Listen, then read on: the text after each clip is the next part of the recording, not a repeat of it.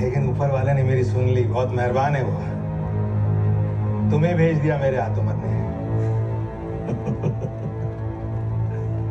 अरे बावड़ी बूझ, हमारे देश में कहावत है, तुम एक मारोगे तो 1000 आएंगे, तुम 1000 मारोगे तो पूरा हिंदुस्तान आएगा।